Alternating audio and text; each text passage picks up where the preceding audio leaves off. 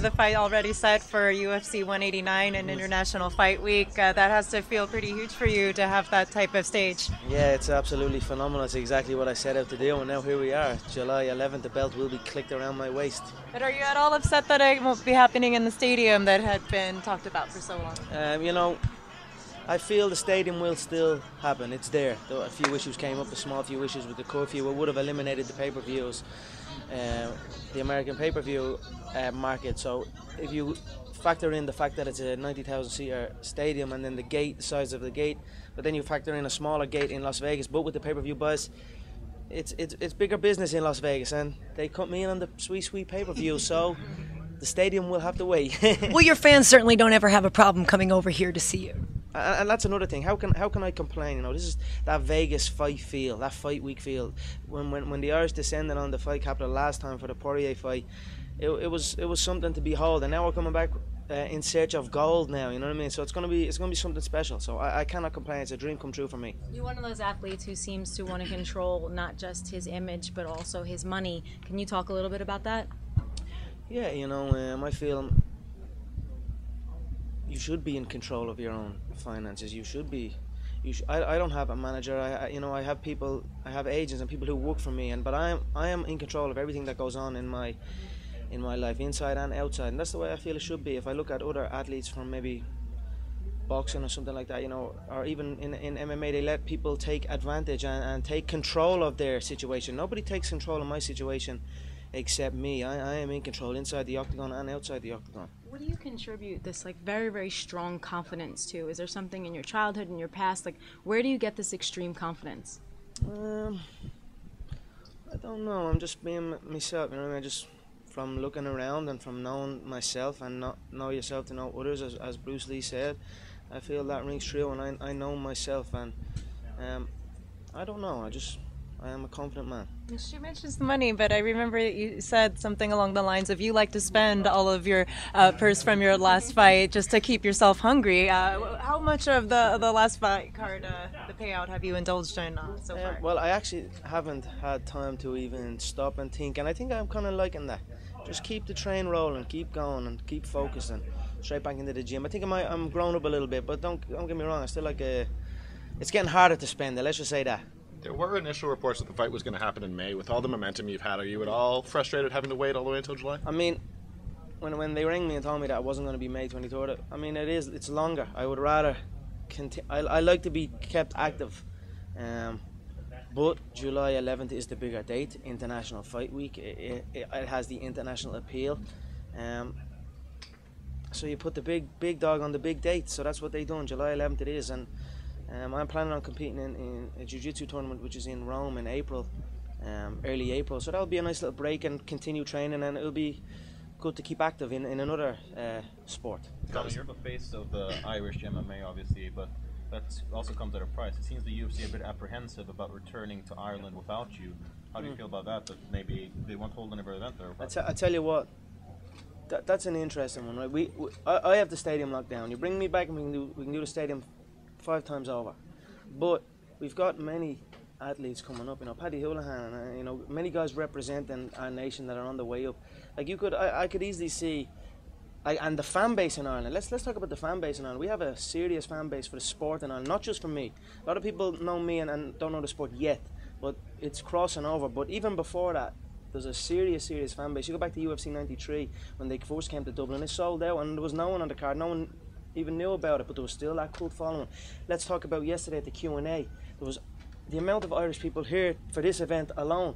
Some guy stepped up to the microphone with an Irish flag wrapped around him and he said, ask me my opinions on Nick Diaz. We are fans. He said, we are fans of Nick Diaz. We have followed him around the world for the past 6 years watching his fights. So that's the kind of fans we have in Ireland of the sport, let alone me. So we could easily bring it back with or without me. You put Paddy Houlihan, you put Carl Pendry, you put these guys on the card, and we could do the O2 again easily. You know, Jose Aldo has been described as the kind of fighter that if you push him, he'll push back even further. If you don't push him that much, he might, quote unquote, coast to a victory. I know you're very confident, but how do you see him stylistically? Because certainly you're going to push it. I'm gonna sprint straight for him. I won't give him a second. I'm going to go in with my hands raised. I'm going to be talking to him while I'm whooping him at the same time, the same way I do to them all. I feel Aldo has made a career out of beating short, stocky wrestlers that are not good on the feet and more intimidated on the feet, and they shoot from halfway across the cage. I'm going to go in, I'm going to break him, I'm going to be on top of him from the bell. I will break Jose Aldo. And we should ask about that confrontation you had after your fight. I know we've talked about it a little. You talked about it at the Q&A, but what did you feel like you saw in his eyes when you jumped out there? I saw his eyes turn to glass. Yeah, you can laugh and you can smile all you want, but I could see it. You know what I mean? Where was he when it was time to step into the cage? You know what I mean? He was flown over to step into this cage, but all of a sudden, superstition. He was superstitious for some reason. He doesn't step inside the cage, and that's fun unless he's fighting. But that's funny because there's many occasions where he has been in the cage where he hasn't fought. Superstitions to me is another word for fear. I will break him mentally, and I will break him physically. You often talk about. Go ahead. He's not used. Aldo is not used to trash talk a lot with his opponents. But he brought a poster to your fight. Yeah, it was cute. How did you see that? Do you think you're kind of getting to his mind? I thought it was a stupid little poster. I mean, they make these little videos and these stupid posters. It's amusing to me. He was in a little king outfit or something. The little cheap piece of shit it was, to be honest. But I don't care really, you know. I am going to go in and I'm going to break him, and that's all there is to it. Is it not more fun having an opponent who is willing to sort of indulge you with this stuff a little bit? It is what it is. I'm not trying to get anybody to indulge me in anything. I'm just calling it like it is, you know. Yeah, I'm sure for the fans enjoy it and it builds it up. But me, it's business. Do you think because you're so unpredictable, that's maybe what Jose fears the most, is he has no idea what's coming? I would say so. Yeah, I don't fight like anybody else. I don't throw shots like anybody else. I don't move like anybody else. So it's hard to prepare for a guy like me. And then you're talking with the pressure bubble that comes with fighting me. It's not like fighting a normal man. I don't think people realize that until they are involved in it. And then there's these type of things going on. You know what I mean? People shut down with that. Emotions play a big part in combat. So, but for me, it's another day. I've been doing it since I'm in here. So. We will see. I feel confident that he will not be able to handle what I bring. You often talk about visualizing the finish, and you say that often you do see how that is going to come about. Have you done that at all with this fight so far? Around the 4-minute mark of the first round, I feel I will knock him out. Yeah. Now, you mentioned emotions a minute ago. People get very emotional when they talk about you. I literally had about a 20-minute argument with somebody last night who just refused to believe that you have talent. They feel like you spoke your way into a title fight. Why do you think it is that some people react to you in such a negative way? I don't know. Emotions generate cash, so I don't really give a shit what they say. You know, love me or hate me, as long as they show up and they pay me. Conor, you have that sort of like karate type of movement that we don't see very often, maybe Lyoto Machida and a few other guys. Can you talk about that use, and do you think that's part of what's stumping guys with you? Yeah, 100%. You know, when I first trained with Gunnar Nelson, I got to feel that karate style base and that approach, and it's definitely people underestimate the stance and the wide range. They underestimate it until they are in there, and when they're in there, it is too late. But then you have my boxing background, which is what I came up in, so people think closing the distance is the answer, but I am phenomenal in the pocket. I've been in the pocket my whole life. You know what I mean? Growing up boxing my whole life. I live in the pocket, so I have that range. And when they are forced to push and try and close that range, then they are in the pocket with me. Then, and all of these things combined, it's too late for them by then. You know, I just need one clean shot, and it doesn't even have to be in the soft part of the face. It can be around the skull. It can be around anywhere, and it's over. Conor, with your meteoric rise, you've gotten so much time in the spotlight. Has that at all detracted from the time that you spend at the gym or your focus there? You know, evolution is key to this game, and things change. You know, you must adapt to every situation. And I travel a lot now. They have me here, they have me there, so I just stay on the flow.